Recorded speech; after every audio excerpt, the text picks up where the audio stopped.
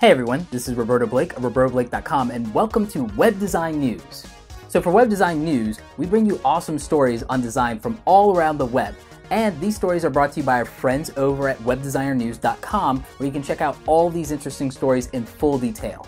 So let's go ahead and go to the highlights. YouTube, the website we all know and love and where we like to consume our video content, like this one, is about to change dramatically. They're not getting ready to offer one, but two different subscription services before the end of 2015.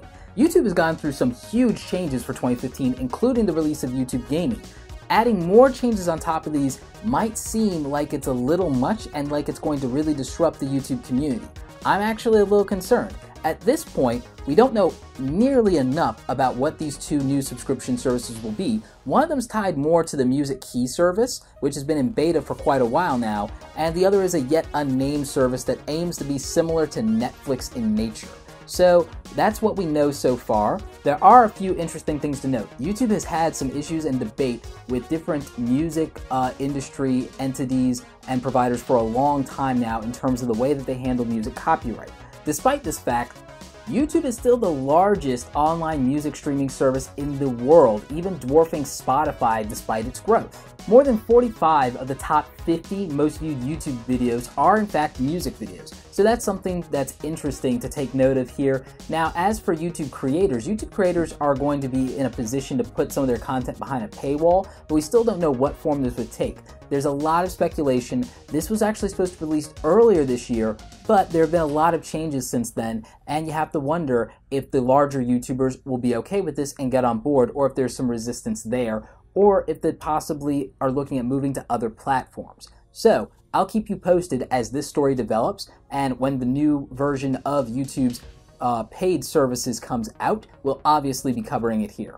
Now, while Google's ramping up to offer some paid content, there is a site that's actually offering some stuff for free, which is Photocrops. Photocrops is a new website that has some really interesting high-resolution photos. Every week, a few of these come out, and they're dramatically different. You can see some of them up here on the screen. These are really cool and interesting photos, and I'm personally going to sign up for them and just see what I get every week. So I think that's really interesting and cool. So if you're in need of stock photos or interesting images to manipulate in Photoshop, then this is actually going to be very cool for you. In keeping with the theme so far of free stuff, there's actually a really cool font that just came out called Overpass. And it's a very interesting font that's being offered over via GitHub. I have links to this in the description below so you can check it out, along with all the other stories. But this is a great little sans serif font, and I think it's actually going to be very user-friendly for people who are doing infographics and who might be doing some print advertising that's going to be display advertising. So I think this is a really interesting font, and you should definitely check it out.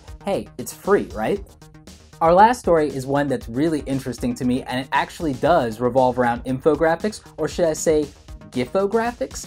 GIFographics is the term being used for some new infographics that actually are in the form of animated GIFs. They're basic infographics, but they have just a little bit of animation, just a few frames in them to make them really interesting. And I think this is going to appeal to a lot of clients, and I think this could be leveraged in platforms like LinkedIn and Behance to great effect, maybe even in Facebook and Twitter. So I actually am really impressed with some of these GIFographics that have been done so far, and I think that they're interesting and unique. It's something that didn't even actually occur to me. We've seen animated motion graphics done in infographic style, but this is a little different. This is more lightweight, and I think that it's actually very cool and a lot of fun. So make sure you're checking it out. I might actually give making one of these a go at some point, but I will definitely make sure I keep you posted if I ever do.